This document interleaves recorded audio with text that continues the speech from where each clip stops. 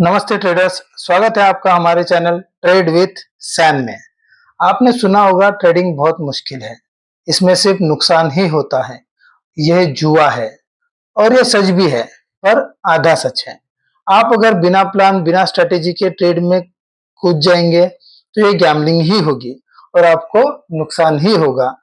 मगर यदि आप प्लान और स्ट्रेटेजी के साथ अगर ट्रेड करते हैं तो यह आपके लिए एक बिजनेस की तरह काम करेगा। आज हम इस वीडियो में स्टेप बाय स्टेप जानेंगे कि ट्रेडिंग की बेसिक नीड्स क्या है, जिन्हें आपको सीखना है और उसमें एक्सपर्ट बनना है। ट्रेडिंग के 3 मेन पिलर्स हैं। ये 3 पिलर्स आपको नई ऊंचाइयों पर ले जाएंगे और ये 3 पिलर्स है। पहला, टेक्निकल एनालिसिस। टेक्निकल एनालिसिस जो आपको ट्रेड में कब एंट्री करना है और कब एग्जिट करना है, एंट्री और एग्जिट के लिए प्रॉपर सिचुएशन कैसे बनेगी, यह बताता है। दूसरा है रिस्क मैनेजमेंट, जो आपके लॉस को लिमिटेड रखता है और लंबे समय तक आपको मार्केट में सरवाइव करने देता है। तीसरा है ट्रेडिंग साइकोलॉजी और यह सबसे महत्वपूर्ण पिलर्स है। ये मार्केट या चार्ट पे नहीं, आपके माइंड को ट्रेन करती है। पहले हम देखेंगे टेक्निकल एनालिसिस। यह आपको ट्रेड में कब एंट्री करना है, कब एग्जिट करना है, इसके सिग्नल्स पकड़ने में मदद करता है। टेक्निकल एनालिसिस में सबसे पहले आता है कैंडलस्टिक पैटर्न्स। कैंडल सिर्फ एक रेक्टेंगल शेप नहीं है, यह सेलर्स और बायर्स के बीच में होने वाली फाइट है। जिनकी स्ट्रेंथ ज्यादा है, जिनका वॉल्यूम ज्यादा है, वो जीतते हैं। अगर सेलर्स का वॉल्यूम ज्यादा है तो कैंडल्स रेड कलर की बनेगी और बायर्स का अगर वॉल्यूम ज्यादा है तो कैंडल ग्रीन कलर की बनेगी। दूसरा है इंडिकेटर्स। इंडिकेटर्स आपके ट्रेड में जीपीएस जैसा काम करता है, आपको कहां जाना है ये बताता है। इंडिकेटर्स भी 2 प्रकार के होते हैं, एक लैगिंग इंडिकेटर होता है और एक लीडिंग इंडिकेटर होता है। तीसरा है support and resistance. Support and resistance को आप घर की जमीन और घर का छत ले सकते हैं। सपोर्ट घर की जमीन है, जब प्राइस गिरता है तो बायर्स आके यहां से मार्केट ऊपर ले जाते हैं, और रेजिस्टेंस घर की छत है, जब प्राइस बढ़ता है तो सेलर्स आके मार्केट नीचे ले जाता है। जब रेजिस्टेंस टूटता है तो वो नया सपोर्ट बन जाता है और जब सपोर्ट टूटता है तो वह नया रेजिस्टेंस बन जाता है। चौथा है सप्लाई एंड डिमांड जोन। ये वो एरियाज होते हैं जहां सेलर्स और बायर्स वेट कर रहे होते हैं और जब प्राइस उस एरिया में आती है तो एक्शन हो जाती है। डिमांड बढ़ती है तो मार्केट ऊपर जाता है, सप्लाई बढ़ती है तो मार्केट नीचे आता है। इसी तरह order blocks, fair value gap, liquidity Hunt, यह भी टेक्निकल एनालिसिस के अंदर आते हैं। इनके बारे में हम डिटेल्स में जानेंगे मगर अगली वीडियो में।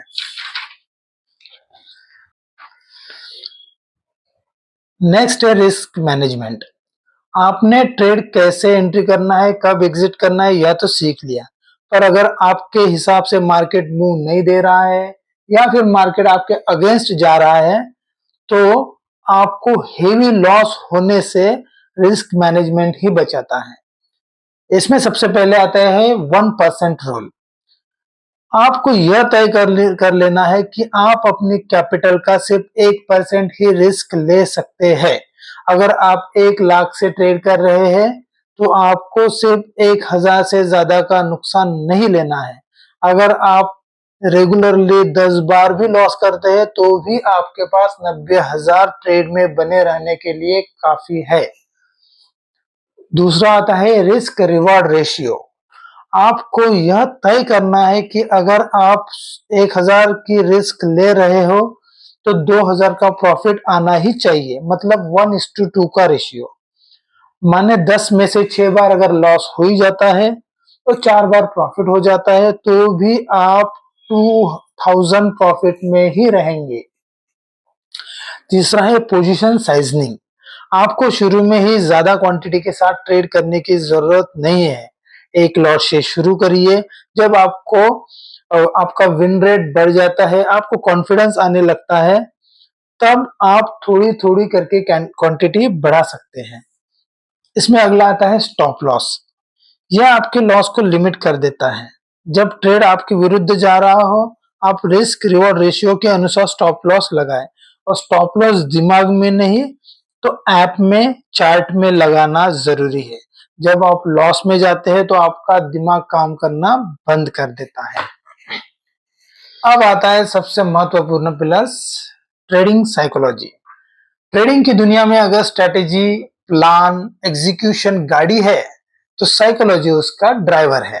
आप ट्रेड में 90% एक्यूरेट हो सकते हो, मगर आपका माइंड डिसिप्लिन नहीं होगा तो आप लॉस ही करोगे। कुछ साइकोलॉजिकल पिलर्स है जो आपको जानना जरूरी है। इसमें सबसे पहले आता है फियर। जो नए ट्रेडर्स होते हैं उन्हें डर लगता है कि मैं एंट्री करूंगा तो लॉस में तो नहीं जाऊंगा, वगैरह वगैरह।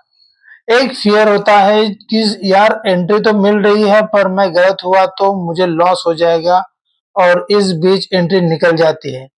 आप जब तक एंट्री करते हो तब तक मार्केट रिवर्स हो जाता है और आप लॉस में जाते हो। दूसरा फियर है फियर ऑफ मिसिंग आउट। आपके हाथ से एंट्री छूट ना जाए, इस वजह से प्रॉपर स्ट्रेटेजिक एंट्री ना बनते हुए भी आप एंट्री ले लेते हैं और मार्केट रिवर्स हो जाता है और आप लॉस में जाते हो। तीसरा फियर है कि आप थोड़े प्रॉफिट में आ जाते हैं तो आपको लगता है कि भाई अगर मार्केट रिवर्स हो जाएगा तो ये प्रॉफिट भी निकल जाएगा। इस वजह से जल्दी ही आप एग्जिट ले लेते हो, मार्केट बुम करके ऊपर चला जाता है। और चौथा फियर है जब आप थोड़े लॉस में होते हो तो आपको लगता है कि मार्केट रिवर्स हो जाएगा, मार्केट ऊपर आ जाएगा और मैं प्रॉफिट में आके कॉस्ट टू कॉस्ट निकल जाऊंगा, मगर मार्केट नीचे चला जाता है और आप लॉस में चले जाते हो और लॉस बुक करते हो। दूसरा आता है ओवर ट्रेडिंग। जब आप लॉस में होते हो तो आपका दिमाग में बदले की भावना आ जाती है कि कैसे मेरा लॉस हो गया, मैं मार्केट से मेरा पैसा वापस ले लूंगा। आप ज्यादा क्वांटिटी में ट्रेड करने लगते हैं और कभी कभार प्रॉफिट होता है, मगर ज्यादातर आप लॉस में ही जाते हैं। इसे रिवेंज ट्रेडिंग कहते हैं या फिर इमोशनल ट्रेडिंग कहते हैं। याद रखिए, मार्केट हमारे हिसाब से नहीं चलेगा, हमें मार्केट के हिसाब से चलना पड़ता है।